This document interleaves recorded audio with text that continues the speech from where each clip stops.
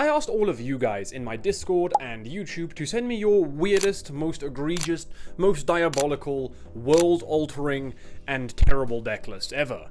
And some of you sent some actual real decks, whereas others sent very, very illegal deck lists.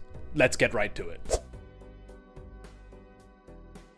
So when I said send me your deck list, I did say send me your weirdest deck list, and I think a few people took that to heart. A few people sent me some real weird deck list, whereas a few others just sent me real. They just sent me Dragapult, just Dragapult Dusknoir, and that was about it. They were like, here's my weird deck list, and it was Dragapult with like one rare candy, and I'm like, ha, yeah, that's odd, isn't it?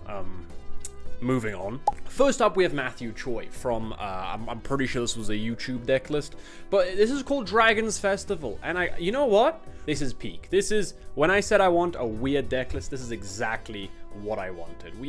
He called this Dragon's Festival, and I love it. It's got enough stuff to make it odd, and enough stuff to make it actually playable to an extent that I feel like it's fine. So we've got the Grookey's with the festival lead ability thing, the Boom Boom Grove lets you search a deck for a card. But you're thinking, where are the apples, where are the Diplins, you know, the thing that makes festival lead.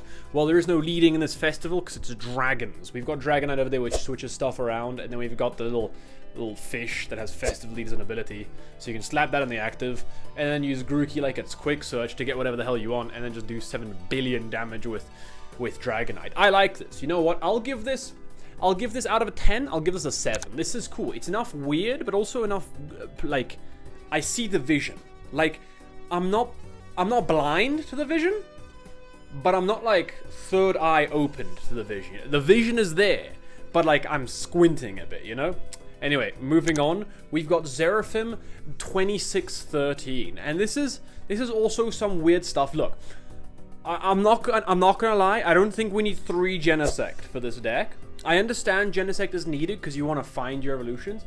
Don't think 3 Genesect is needed. On top of that, Metagross seems like a bit of an odd attacker here. I don't know what we need Metagross for. We don't really need to power up all the energies, you know? We're playing 5 Psychic and 5 Metal. And the problem is, right, for me, is that the main attack that you're using, the Honedge, requires 2 colorless. Boy, it would be a shame if we had a singular energy card that counted as 2 colorless. Hell, even 3 colorless. That would be a nightmare. Imagine we didn't have to set up a stage 2 to attack with Honedge. Yeah. Anyway, so obviously there's some room to improve here. I would say scrap the Metagross line and slap in 4 of the ignition energy so you can attack quicker. And if you want the Metagross line in there that badly, just slap a Clefairy in there. The deck's probably a bit better as well, because, I mean, you have Psychic Energy, but you're not using any of the Psychic Energy, like, for anything.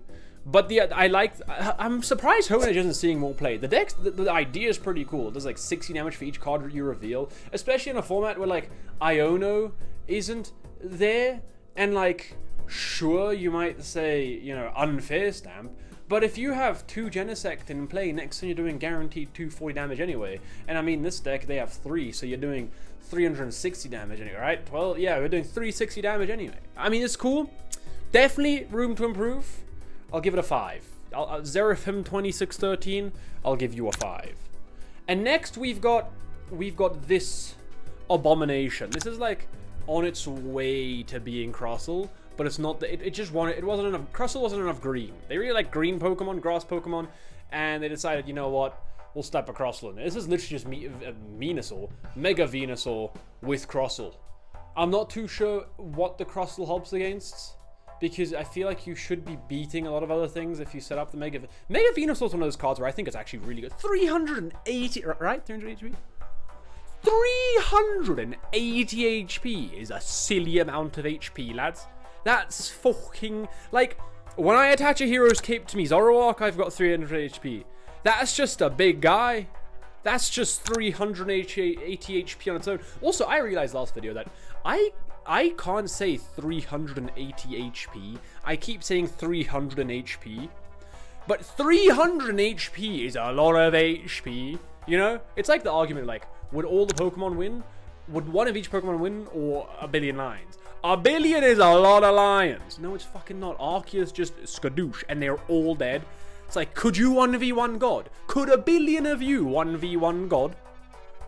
We'll never know, because we don't even know if God's real. But theoretically, do you think a million of you could beat up Arceus? I don't think so. Do you think a million of lions could beat up Arceus? I don't think so. Now add all of the other Pokemon like fucking Groudon and Kyogre who have a hissy fit and the world blows up, and you're telling me 1,000 lions are going to prevent the world from blowing up. Brother, Rayquaza is the #1 op stopper, right? He's gonna fly in and just pummel any amount of light. He killed Deoxys, which was an outer world being, and blood point blank hyper beamed his ass, right? Deoxys turned into a was. It's a memory now. It's not even, it doesn't have pronouns. The pronouns got blasted off again, brother, right? Like, I don't know how we've gone to this conversation from this, but 300 HP, I was gonna say it again, 380 HP is a butt fuck load of HP, you know? 380 HP is just a lot. And I think Venusaur should be good. It really, like, it has Wallies. It has Wallies. It has the best way to do any healing in the game. You attach to it, you take 200 damage. You move your energy. You Wallies all of that damage off. You bring the energy back, and you slap something in the active. I like this just because it's Venusaur, and Venusaur's a frog or a toad or whatever. So I'll give it a 6.5. 6.7 out of 10. Next up, we've got this one. And honestly, this deck list is one of the deck lists of all time. So starting off, we'll start with the actual legal cards of this deck. We've got -1 Monkey Dory from Twilight Masquerade, specifically Twilight Masquerade, right? Then we've got 55 Darkness Energy, right? On top of that, we've got 3 Sour Cream and Onion Potato Chips. Not packs, just 3 other chips. 2 Gum Wrappers. I'm kind of not happy about that one because I wanted the gum for myself, but it's just 2 Gum Wrappers. And then 1 copy of the US Constitution, in brackets for the Pult matchup. So marked in stone 813. This is a peak deck list, because I'm happy that you gave us a tech for the Pult matchup, because we all know the Pult matchup is egregious right now for a lot of decks. And yeah, I mean, look, the -1 Monkey Dory, that's tech. That is tech. I really like this deck list. I think if I was going to the next regional, I think it's in LA, or I think it's LA or something like that, I'd probably be playing this. I think it just has a really good matchup. Like, the 3 Sour Cream and Onion Potato Chips are really big. Like, especially when you get hungry during the game, I think it's just a really good snack. And the 2 Gum Wrappers also pretty good. Like, especially, I'm not too sure if you guys have watched those videos of, like, those people sitting outside with random ass objects on a table and they're playing a game and there's some dude commenting. I'll try find the clip and put it up. But this is what this deck list reminds me of, right? On top, pretty good move. Good scouting. What we got? Dinosaur? Oh, I can use the roar! That was impressive. Oh, but he's got Lunchbox. Oh, Lunchbox completely counters this. You can just put everything in there. Yeah. Wow. This is a 9 out of 10. I'm not even kidding. This might win the thing. This might take it all. And now you guys kind of understand what kind of deck lists I'm looking for. So yeah, this is probably a dub. This might be getting the $5.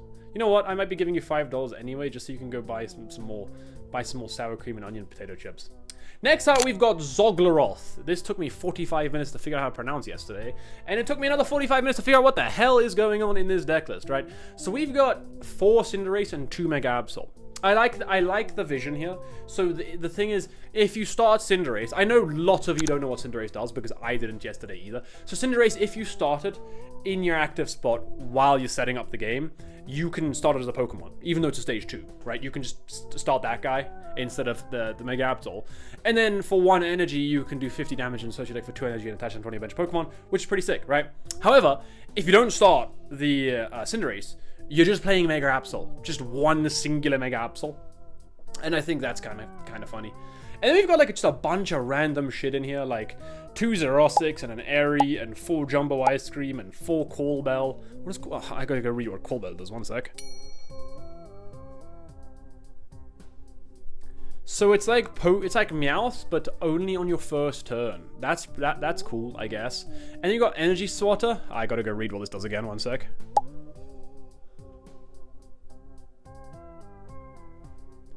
Okay, so it just puts an energy to the bottom of your opponent's deck, which is interesting. And then you've got Hero's Cape, because 380 HP is a lot of HP. And then with 4 Team Rocket's Watchtower, and then a bunch of random energy. Like, I kind of like the fact that he put in just a bunch of random energy just for the Crispin. You know, that's tech. However, I'm going to have to deduct points because you left out the best type of energy, Psychic. No Psychic energy. Kind of cringe. Could have slapped the Fairy energy in there, why not, you know? Pretty sure that's not illegal. And I'm pretty sure that would be an illegal deck list. But I like the idea of the Cinderace. However, I'm not too sure if Absol's the best Pokemon right now to power up with Cinderace. Absol just seems like a bit of a interesting card, especially when, like, you're not playing... Look, you're playing Disruption, but you're not playing that much Disruption. Also, why don't you just put in Lively Stadium? Lively Stadium might seem better, and I'm pretty sure it's still legal. So then you can, you know, have more HP on your Mega Absol and stuff. I like this, but I think Crustle's probably just better. 4 out of 10. And then here's Baron Azael, who just submitted Austin Charles' first place deck list. Like, look, if we are going off of, like, the fact that which deck list is the best, you'd get the $5. But it's just, go buy his guide if you want to learn how to play this deck, I guess. Shout out Austin Charles. And then we got Mr. Beyond Vessels, right? Now this deck is peak. All right, this deck, unironically, I almost won a tournament with this deck, and I made a free guide. I'll link it down below as well. I made a free guide on this deck, and it's a really good deck. So the idea is you've got Honchkrow, which does a buttload of damage if you discard supporters, and you play a lot of supporters, right? It's only Team Rocket supporters, you play like 20 supporters, and if you discard like 1 supporter, it's 60 damage. So if you discard 2, it's 120 damage, and then so on, you know, 60 times tables and that kind of stuff. But what happens when you run out of supporters? What happens if you've played against a deck that has a lot of HP, like 380 HP, and you have to discard a lot of supporters, but it's the end of the game and you don't have any more supporters, right? What then, right? We're in a bit of a pickle, but an odd situation, innit? Well, that's where Porygon2 comes in, lads, and he's the backup, right? He's the like bodyguard of Honchkrow, Murkrow. Is it Murkrow or Honchkrow? Honchkrow. It's the big honch, like the honcho. Isn't it a poncho? Water poncho? Leafy camo poncho. That's the card I'm thinking of. Anyway, Porygon does 20 damage for each supporter in your discard pile. So if you have 10, it does 200. If you have 15, it does 300, right? It scales really good, especially because like the synergy is you're discarding all these supporters and using that attack to do more damage to each supporter. This is 9 out of 10. This is a 9.5 out of 10. This is a very fun deck. It's a good deck. It's enjoyable. It's good, and it's fun. That's all the stats we're measuring the decks off of today, by the way. And then over here we've got I didn't write down whose deck this is. I'm sorry. I don't know why I didn't write down whose deck this is. But no, I did. It's in the title. Martin1144. Thank you for your deck list. However, this is just normal Dragapult, lad. This is just Dragapult Dust Noir. This is what I'm saying. This has even got Neo Upper Energy as an ace spec. Right? I'm not too sure about that one. In fact, is this a legal deck list? Yeah, it is, I think. Yeah, there's no Ionos. That's the dead giveaway. All right, it is a legal deck list. Anyway, next we've got what do I rate that one? 5 out of 10 average. It's Dragapult Dust Noir. It'll always be there until rotation. We got Josh N. And if the $5 was awarded to the person who could slap the most amount of like different types of cards, different amounts of one-offs in a deck, it would definitely go to Josh. However, this is just Terabox, and an average Terabox deck kind of looks like this, where it's just a bunch of shit. And that's why I like Terabox. It's just a bunch of shit. It's just a bunch of dudes, right? You got your 4/4 Owl and your Fan Rotom, and then your Water. Okay, could you not have like selected the same artwork of the Ogerpon? Because I've realized that almost every single card is like a different artwork. The most, dude. Okay, 1, 2, 3. You've got 2 4-offs, and then how many 1-offs do you have? 1, 2, 3, 4, 5, 6, 7, 8, 9, 10, 11, 12, 13, 14, 15, 16, 17, 18, 19, 20, 21, 22, 23, 24, 25, 26, 27, 28, 29 one-offs. Almost 50% of the deck is one-offs. Damn, brother. Prizing cards you must hate prizing, like just prize cards in general. That's messed up, bruh. Yeah. 29 one-offs? I'll give it a 29 one-offs out of 10. And now this is back to the what in the world. I think that the title of this deck was Team Rocket's Alakazam. And for a second, I was thinking, oh, there's a Team Rocket's Alakazam. I didn't know that. I didn't know that because there isn't. right? So we've got Team Rocket's Alakazam. Well, no, we don't got Team Rocket's Alakazam. We got Alakazam as a 3/3/3 line, then two Team Rocket's Mewtwo, an Articuno, Mega Kangaskhan, Wobbuffet, Mimikyu, and Latinas, right? And then we've got, this is probably the most interesting supporter lineup I've ever seen in my life. We've got something normal like the 2 Protons, right? Even though you only play like 1, 2, 3, 4, 5 Team Rocket's Pokemon, and you probably don't need them in play that much, right? And remember, Mewtwo needs 4 or more Team Rocket's Pokemon in play to actually attack, right? Just keep that in mind. Then we've got 2 Boss, also kind of normal. 2 Hilda, also kind of normal.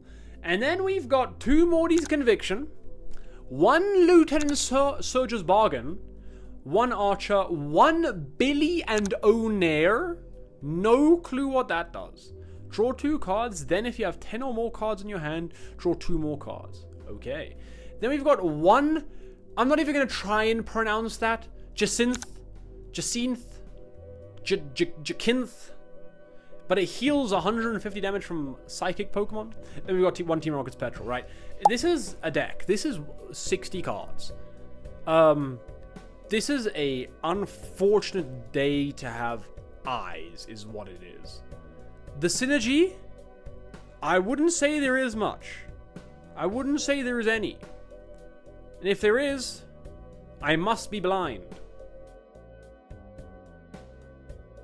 We've got Caleb. Right, Caleb has given us a absolutely amazing little deck here.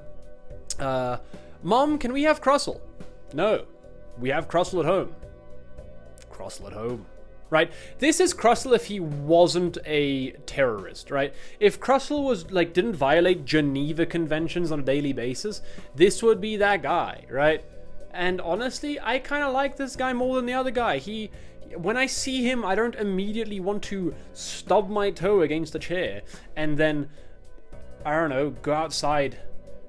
Just go outside. You know what? Every time I see Crustle, I just want to fucking take a walk. I just want to go outside and do something because I realize, man, what the fuck is Pokemon trading card game? We've got people sitting down at a desk right now, or at a table, playing Pokemon trading card game, and they chose to play Crustle, right? Look, free will is a thing, I guess. And look, if you're choosing to play Crustle with your free will, brother, they used to run experiments on people like you, right? And they probably should continue. And if you're gonna go down in the comments right now and be like, I play Crustle, I don't care. It's just a poor life choice, right? Go play Yu-Gi-Oh or something. I don't know. Just the whole thing with Crustle to me is that it's trying to play Pokemon with the least amount of Pokemon possible. Like, does Cornerstone beat my opponent's deck? If so, I sit here and wait. Does Crustle beat my opponent's deck? If so, I sit here and wait. If neither of these two beat my opponent's deck, I stand up and leave, right? There is no close games. There is only I win instantly or lose instantly. And usually the win instantly is kind of a little bit longer because your opponent might have an ego or be like, oh, I could just attack with Dracloak. No, you can't. Scoop it up. Go get lunch. Don't ruin your mental, brother. And also, if you're ever going to tech for Crustle, please do not tech Paldean Taurus. I did that at Worlds last year. And oh, brother, thanks for watching.